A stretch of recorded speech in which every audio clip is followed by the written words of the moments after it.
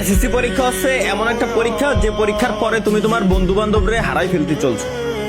SSC পরীক্ষা হচ্ছে এমন একটা পরীক্ষা, এরপরেই তোমার ভিতরে অনেক কিছু বুঝদান চলে আসবে। এসএসসি পরীক্ষা হচ্ছে এমন একটা পরীক্ষা, এরপরে তুমি তোমার লাইফ নিয়ে অটোমেটিক সিরিয়াস হয়ে যাবা। এসএসসি পরীক্ষা হচ্ছে এমন একটা পরীক্ষা যে পরীক্ষার পর তুমি এখন যেমন হাসি খুশি হাসি খেলে বেড়াচ্ছ, এরপরে দেখো অটোমেটিক তোমার মাথায় কিছু না কিছু চলে আসছে যে আব্বুর কাছ থেকে আর টাকা নেওয়া যাবে না, নিজের কিছু একটা করতে হবে, নিজের কোনো কাজ করতে হবে। হাসি খেলে বেড়াচ্ছে না, প্রত্যেকটা ব্যক্তি এসএসসি পরীক্ষার পরেই 90% ব্যক্তিরই এসএসসি পরীক্ষার পরেই এই বুঝদানটা চলে আসে।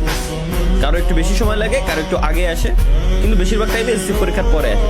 সুতরাং ভাইয়া হাসি খেলে বেড়াচ্ছে এখন, এই লাইফটা এনজয় করতেছো, এটা কিন্তু শেষ সময়। পড়ালেখাটা ভালোভাবে করো, এই এসএসসির রেজাল্টের উপর ডিপেন্ড করে বাকি সবকিছু হয়। 8 এর রেজাল্টও কোনো কাজে লাগে না, 5 এর রেজাল্টও কাজে লাগে না, 2 এর রেজাল্টও কাজে লাগে না, 9 এর রেজাল্টও কোনো কাজে লাগে না। রেজাল্ট কাজে লাগে তো একটাই, এসএসসি। তুমি কতটুকু শিক্ষা অর্জন করছো এটা কাজে লাগে সব সময়। বুঝতে পারছো আশা করি।